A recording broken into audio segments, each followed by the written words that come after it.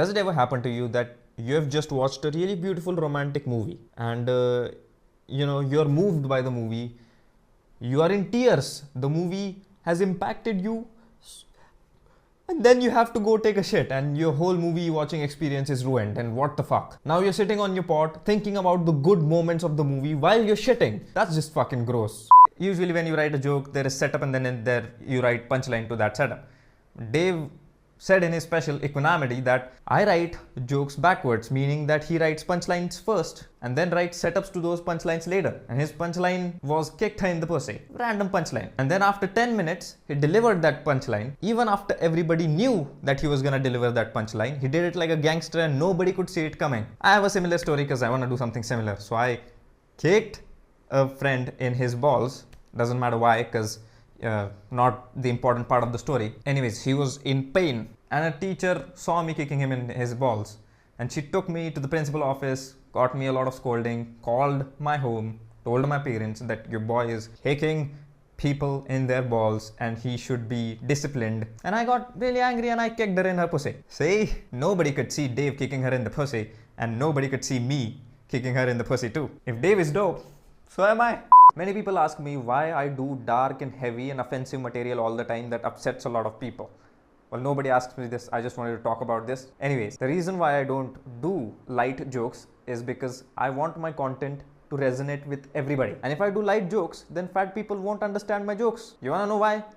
Because fat people are fat and they don't know what light is. I don't wanna be one of those comics who are like, oh baby, just so cute and blah blah blah, but this about them is so annoying, blah blah blah. No, I want to kill the fucking babies in my jokes. And whoa, back off, guys. Only to misdirect and shit. What do you take me for, psycho? No. You know, I love it when obese people take fat jokes sportingly.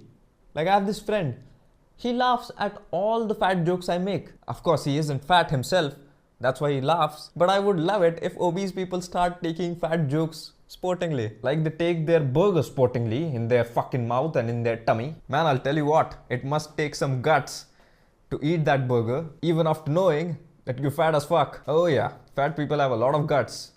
Quite literally. I always find those situations hilarious when you tell your best friend that your girlfriend's a bitch, man. And he's always defending her like, no bro, she has just got some issues. Bro, there was this girl I was very much interested in, and she used to treat me like shit, and I used to say the exact same thing, which is, she has only got some issues. But now that I look back upon the situation, I know that she was a bitch. So trust me on this one, bro. Your girlfriend's a bitch. She acts like a crazy motherfucking whore. She has got some issues is just another way to say that my girlfriend is a motherfucking crazy bitch whore. Guys, always wash your spoon.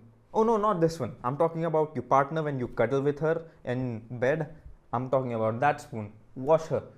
Because a lot of times, her hair might smell.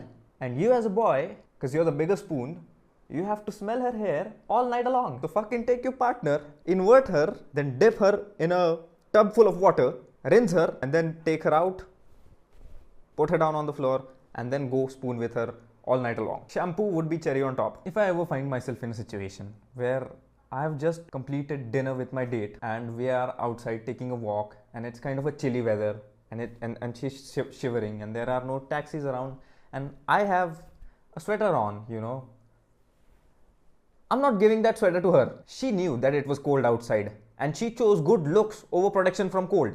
Not my problem. Your problem, bitch. How irresponsible of you. Why would you not bring something to protect yourself from winter, goddammit? Look, I have pretty good shirts in my closet too, but I instead chose to wear a sweater on them. I sacrificed good looks for protection against winter. You're telling me that you're gonna take the only thing away from me that I was getting out of this arrangement of sacrificing my looks, which is protection from cold. I'm not giving you my sweater. Die shivering, bitch.